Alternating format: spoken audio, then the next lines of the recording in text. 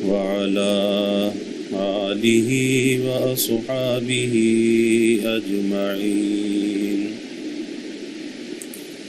اللهم صل على سيدنا ومولانا محمد وعلى آل سيدنا ومولانا محمد وبارك وسلم صلاة وسلاما كثيرا كثيرا.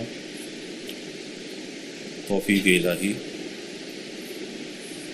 اپنے محبوب مرشد پاک کی برکت سے عصر کی اس نشست میں حکیم الامت مجدد الملت حضرت تھانوی رحمۃ اللہ علیہ کے ملفوظات کا سلسلہ چل رہا ہے.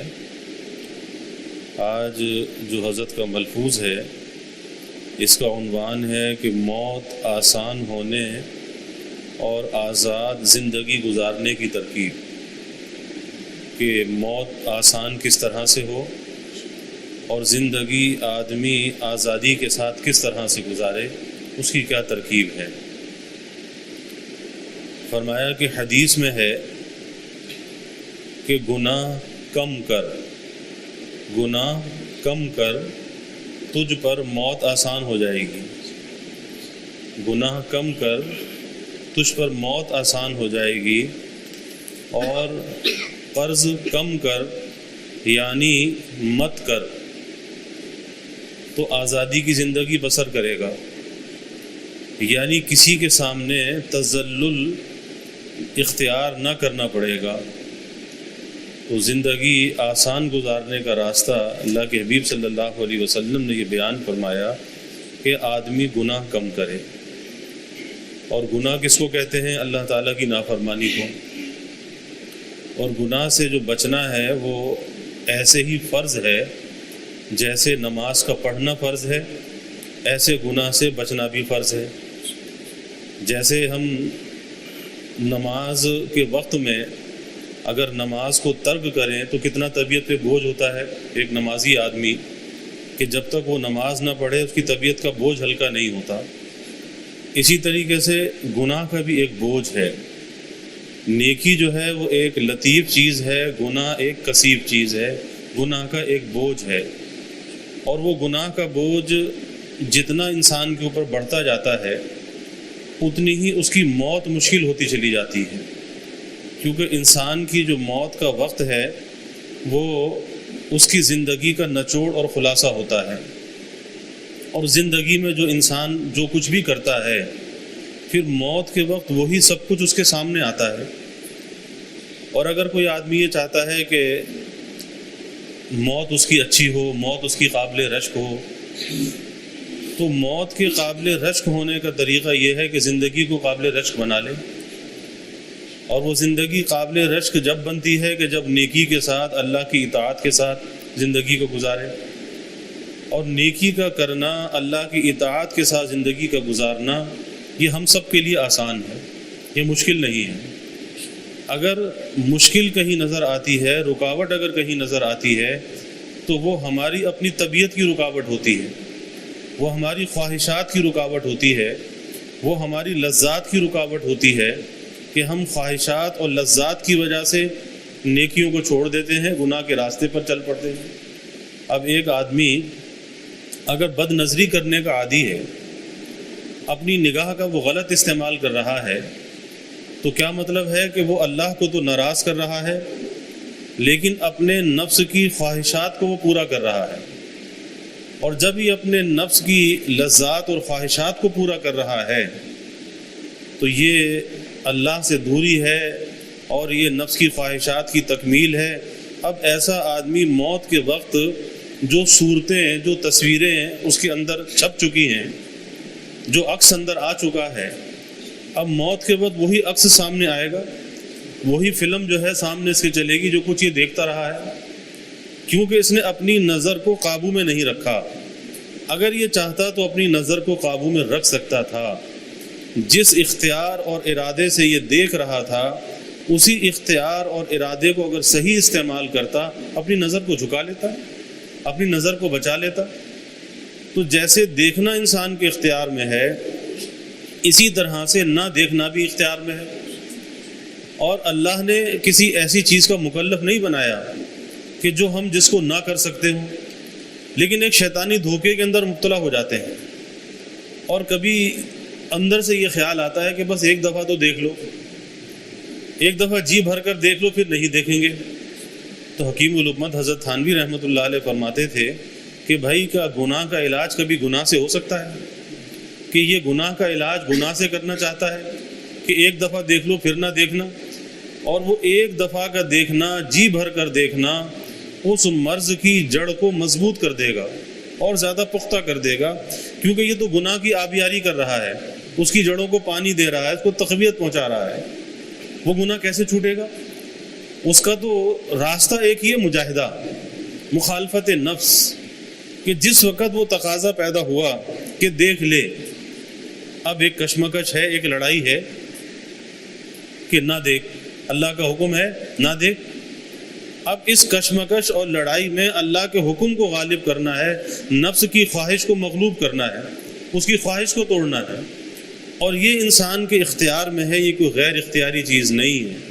ہر انسان بچ سکتا ہے، یہ نہیں ہے کہ کوئی شیطان اس کا ہاتھ پکڑ کے گناہ کرا دیتا ہے، نفس زبردستی کو اس سے گناہ کرا دیتا ہے۔ نہیں، نفس اور شیطان تو بس اتنا سا کام کرتے ہیں کہ ایک وسوسہ ڈال دیتے ہیں، ایک خیال ڈال دیتے ہیں کہ یہ برائی کر لے، یہ گناہ کر لے، بس وہ درجہ جو ہے صرف ایک وسوسے کا، ایک خیال کا ہوتا ہے، اس کے اندر حقیقت نہیں ہوتی۔ حقیقت تو انسان اپنے اختیار سے اسے پہنچاتا ہے اور پہناتا ہے، حقیقت کا جو جامہ ہے وہ اپنے اختیار سے پہناتا ہے۔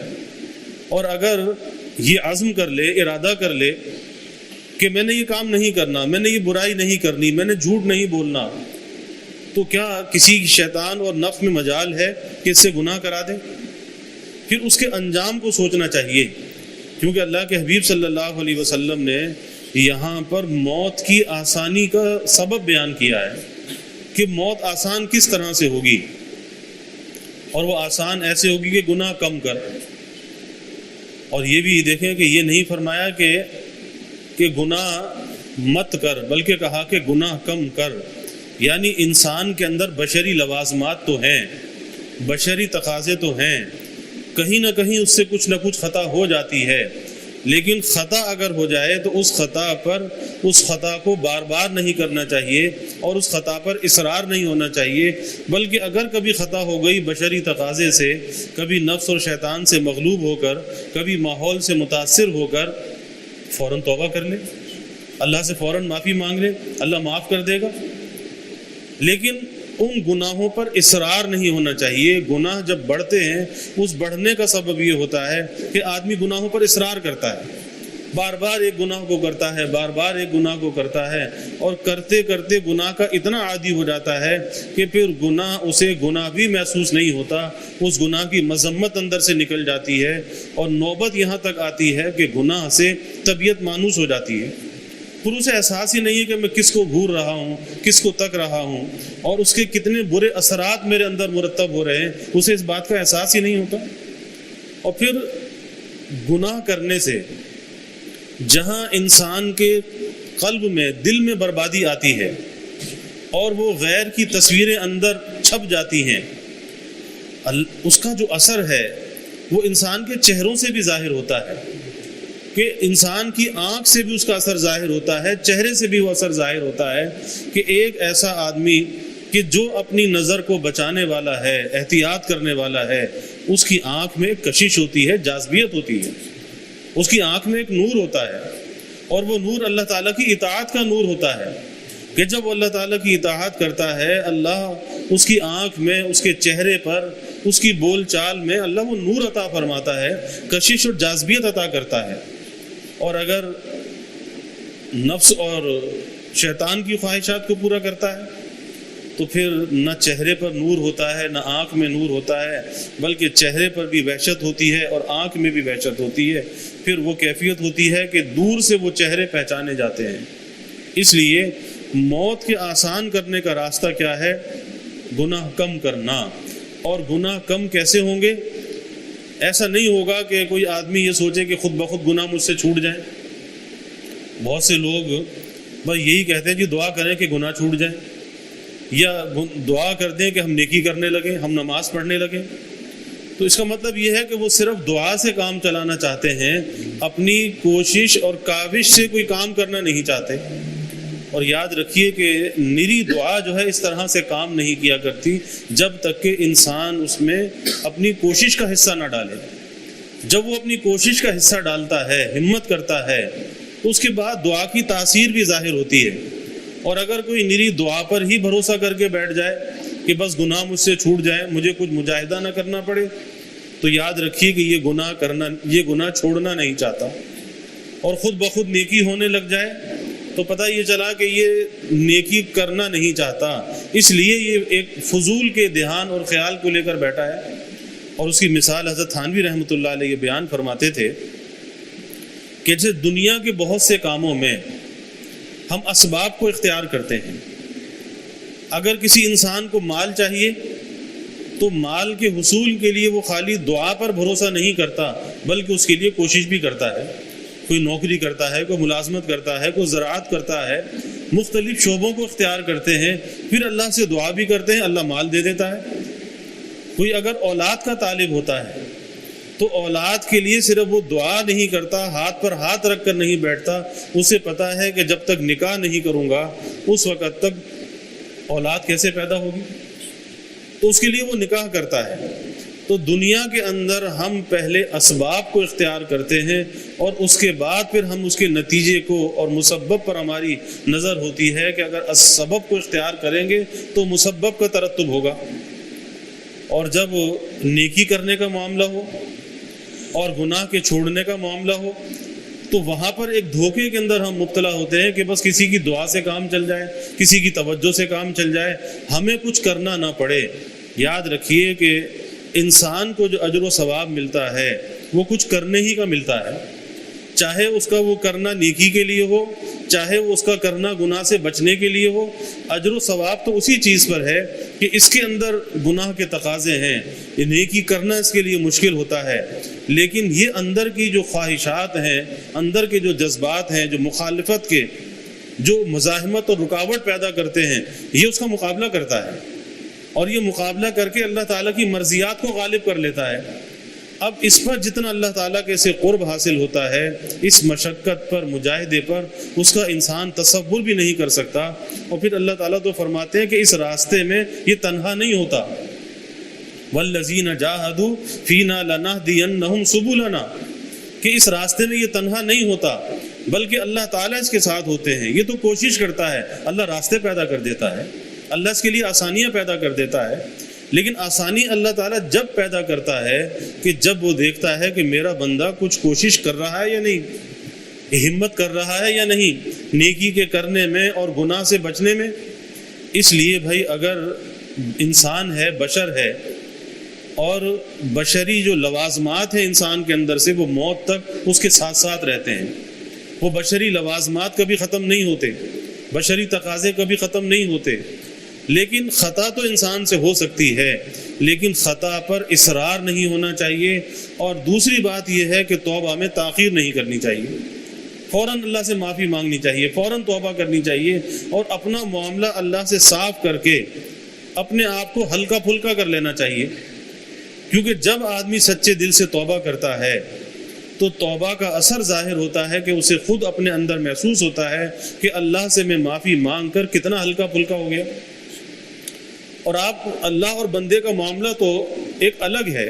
انسانوں کے درمیان کے اگر ہم معاملات کو دیکھیں کہ اگر باپ بیٹے کے درمیان اگر کوئی ناراضگی ہو جائے، شوہر اور بیوی کے درمیان اگر کوئی ناراضگی ہو جائے کسی بات پر، اور اگر کچھ دن تک کوئی معافی نہ مانگے، ظاہر ہے کہ اگر بیٹا چھوٹا ہے اسے باپ سے معافی مانگنی چاہیے، اپنے معاملے کو صاف کرنا چاہیے۔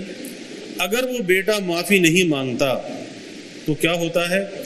حجاب بڑھتے ہیں، رکاوٹیں بڑھتی ہیں، اور خیالات اور وساوس کا ایک ہجوم جمع ہو جاتا ہے، پریشانیاں بڑھنے لگتی ہیں۔ اور جہاں تھوڑی سی کسر نفسی اختیار کی، تھوڑا سا اپنی انا کو پامال کیا اور باپ کے پاس جا کر ہاتھ جوڑ لیے، پاؤں پکڑ لیے، بھائی اللہ کے لیے معاف کر دو، بس اتنی سی بات تھی۔ باپ نے کہا جی ٹھیک ہے میں نے معاف کر دیا، اب اتنی سی بات پر، ایک اتنی سی معافی پر سارا بوجھ ہلکا ہو گیا، اور وہ جو حجاب اور رکاوٹیں تھیں، وہ دوری محسوس ہو رہی تھی، وہ آن کی آن میں وہ دوری جو ہے وہ محبت میں بدل گئی۔ اب وہی باپ کے دل میں بھی محبت ہے، وہی بیٹے کے دل میں بھی محبت ہے۔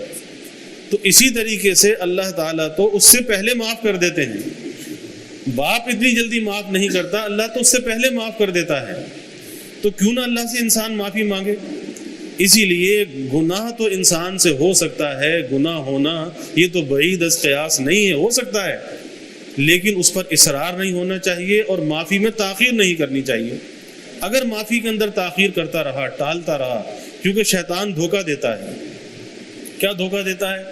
ابھی تو لمبی عمر پڑی ہے، کر لینا کبھی توبہ، ابھی تو مزے مزے کی گزرتی ہے، گزارنے دو، پھر کوئی وقت آئے گا تو توبہ کر لیں گے، کوئی وقت آئے گا اللہ اللہ کر لیں گے، اللہ کو راضی کر لیں گے۔ اب اندازہ لگائی، کسی کو پتا ہے کہ کون سا لمحہ زندگی کا آخری لمحہ ہے؟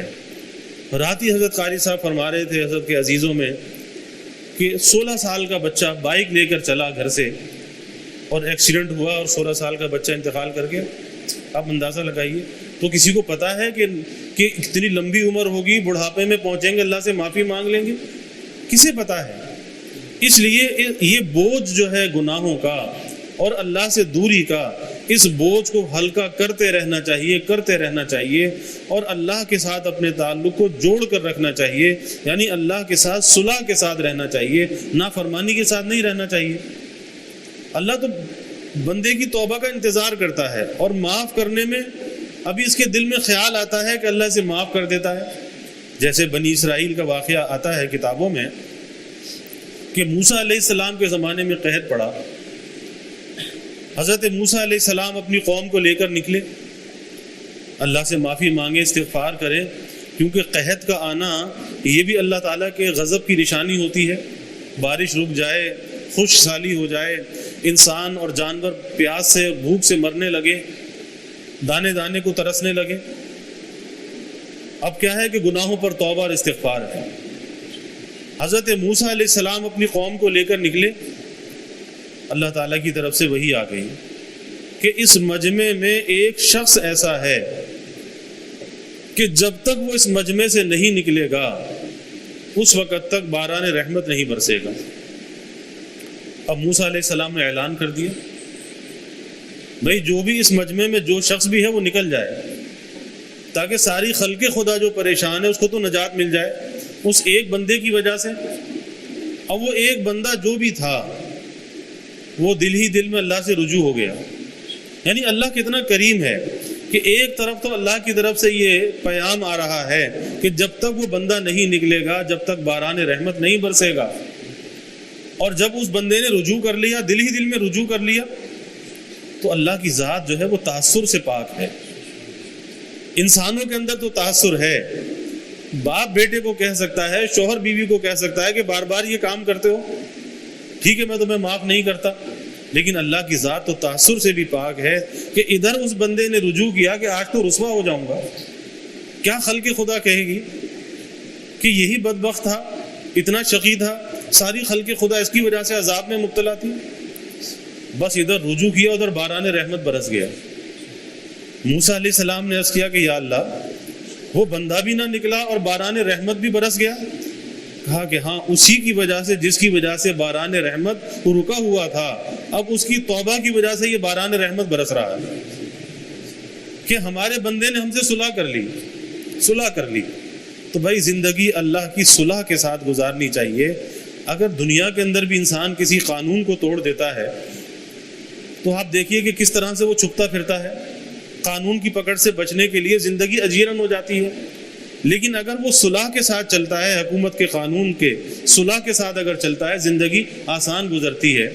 تو اللہ کے ساتھ جو صلح کر کے چلے گا زندگی آسان گزرے گی، اور جب زندگی آسان گزرے گی تو موت بھی اس کی آسان ہوگی، کیونکہ انسان کی جو موت ہے وہ اس کی زندگی کا نچوڑ اور خلاصہ ہوتی ہے۔ اور جو احوال، جو اعمال جو انسان ساری زندگی کرتا ہے، جو اعمال اس کے ہوتے ہیں، جو اقوال اس کے ہوتے ہیں، ویسے ہی احوال اس کی موت کے وقت اس پر سوار ہو جاتے ہیں۔ حکیم الامت رحمۃ اللہ علیہ نے واقعہ لکھا، ایک شخص کم تولتا تھا۔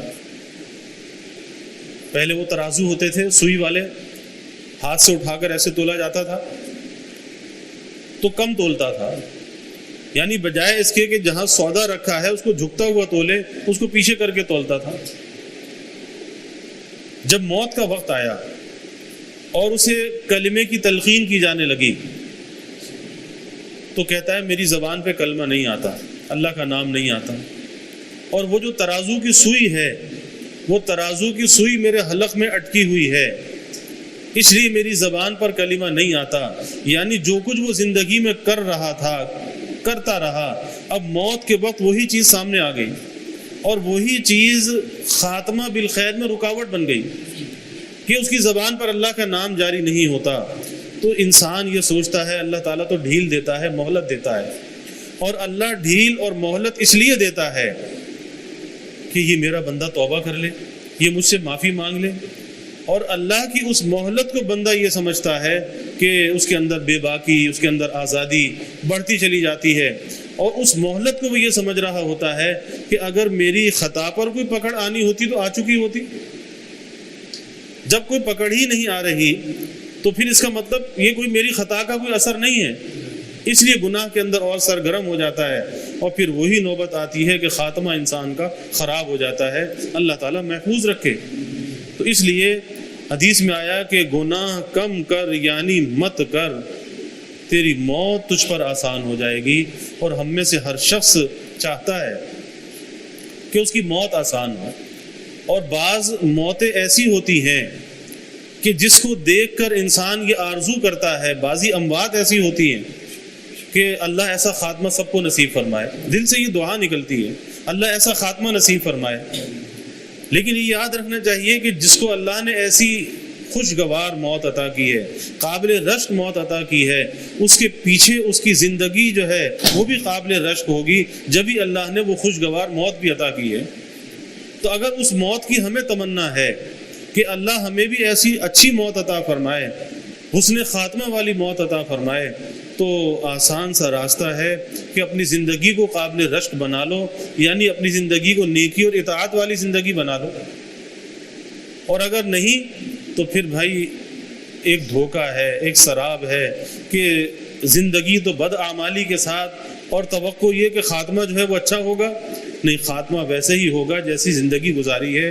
اسی لیے حدیث شریف میں آتا ہے، اللہ کے حبیب صلی اللہ علیہ وسلم نے فرمایا کہ جیسی تمہاری زندگی ہوگی ویسی تمہاری موت ہوگی، جیسی زندگی ہوگی ویسی موت ہوگی، اور جیسی تمہاری موت ہوگی اسی حالت میں میدان حشر میں کھڑے کیے جاؤ گے، اللہ کے سامنے اسی حالت میں کھڑے کیے جاؤ گے۔ یعنی جو زندگی کے اندر حالت ہوگی اسی حالت میں تم اللہ کے سامنے کھڑے کیے جاؤ گے۔ اب ہر انسان سوچ سکتا ہے کہ زندگی اس کی کیسی ہے، اور کیا اللہ کے سامنے جب وہ کھڑا ہوگا تو کیا وہاں پہ کامیاب ہو جائے گا۔ اس لیے بزرگوں نے یہ مراقبہ تعلیم کیا کہ زندگی کے اندر انسان جو کچھ بھی کرتا ہے کم از کم اپنا اتنا جائزہ تو اسے لینا چاہیے کہ یہ سوچا کرے کہ کل اللہ کے سامنے جب میں کھڑا ہوں گا تو کیا وہاں پہ سرخرو اور کامیاب ہو جاؤں گا۔ اور اگر اندر سے یہ جواب آتا ہے کہ کامیاب نہیں ہو سکتا تو پھر اسے فکر کرنی چاہیے اور اپنی زندگی کے رخ کو بدلنا چاہیے۔ تو پہلی بات یہ فرمائی کہ موت آسان ہونے کا جو راستہ ہے وہ گناہوں کو ترک کرنا، اور گناہوں کو ترک کر کے نیکی کے ساتھ زندگی گزارنا، اور اس کے لیے اپنے اختیار اور ارادے سے کام لینا، ہمت سے کام لینا، میری دعا پر بھروسہ نہ کرنا، کسی کی توجہ پر بھروسہ نہ کرنا، بلکہ ہمت کر کے اپنے اختیار اور ارادے سے نیکی بھی کرنا اور گناہ سے بھی بچنا۔ حضرت گنگوئی رحمۃ اللہ علیہ فرمایا کرتے تھے،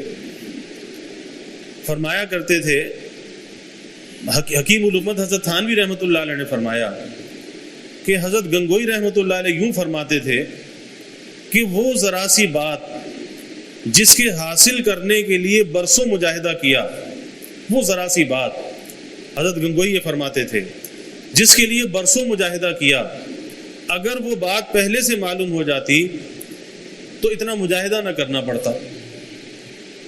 تو حکیم الامت حضرت تھانوی رحمۃ اللہ علیہ نے فرمایا کہ حضرت گنگوئی رحمۃ اللہ علیہ نے تو اپنی اعلیٰ ظرفی کی وجہ سے اس ذرا سی بات کو ظاہر نہیں کیا، لیکن فرماتے ہیں کہ حضرت نے مزاحاً فرمایا کہ میں اپنی کم ظرفی سے اس کو ظاہر کر دیتا ہوں، اور وہ ذرا سی بات سارے تصوف کا خلاصہ ہے، سارے تزکی کا خلاصہ ہے۔ اور وہ ذرا سی بات یہ ہے کہ جس وقت کسی نیکی کا موقع ہو، ہمت کر کے اس نیکی کو بجا لانا، ہمت کر کے نیکی کو بجا لانا، اور جس وقت کوئی گناہ کا موقع آ جائے، ہمت کر کے اپنے آپ کو اس گناہ سے بچا لینا۔ بس یہ سارے تصوف اور تزکیہ کا خلاصہ یہی دو باتیں ہیں کہ نیکی کے وقت ہمت کر کے نیکی کا کرنا، اور گناہ کے وقت ہمت کر کے گناہ سے اپنے آپ کو بچانا۔ یہ ساری چیز کا خلاصہ ہے، اور ظاہر ہے کہ ہم میں سے ہر شخص یہ کر سکتا ہے۔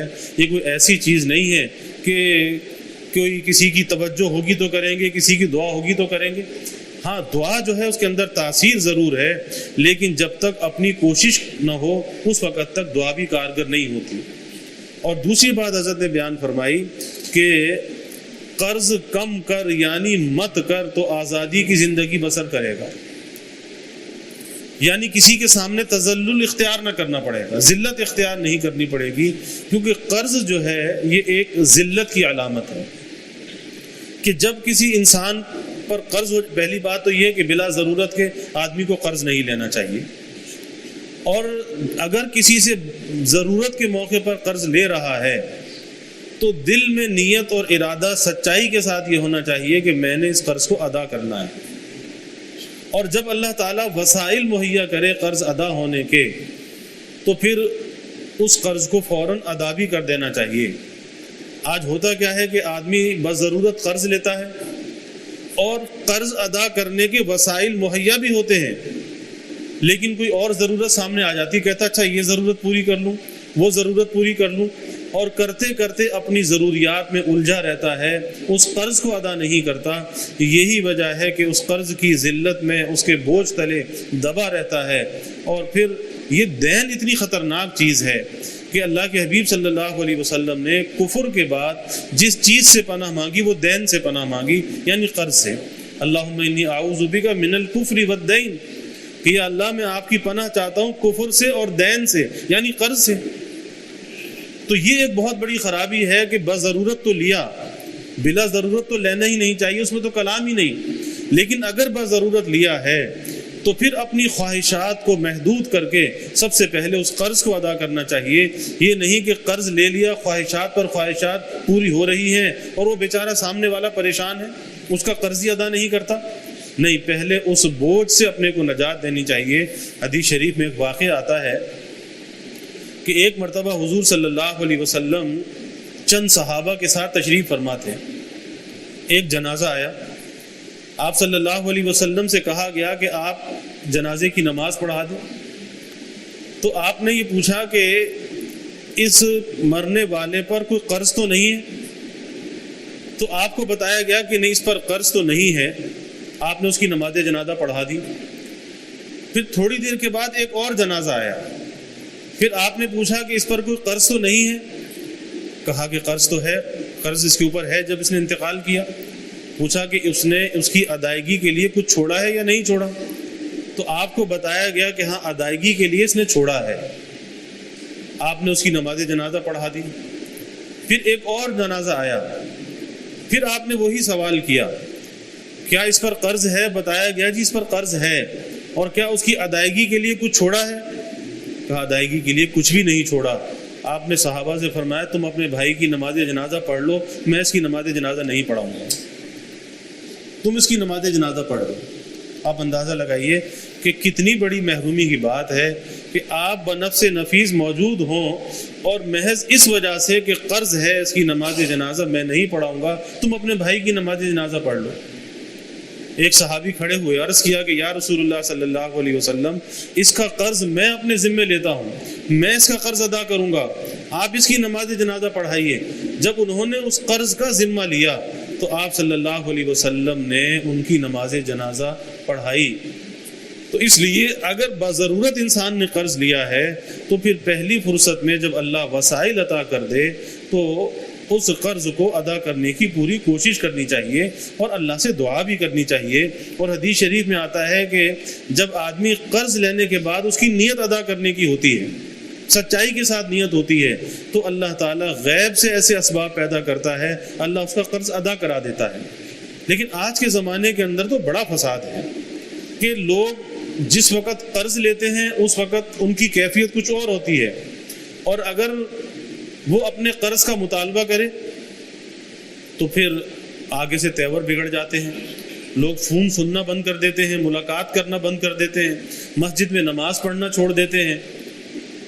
یہاں تک نوبت آتی ہے کہ بعض اوقات وہ محلہ، وہ بستی، وہ شہر چھوڑ جاتے ہیں، کسی اور شہر میں منتقل ہو جاتے ہیں. کس وجہ سے؟ کہ جی قرض ہے.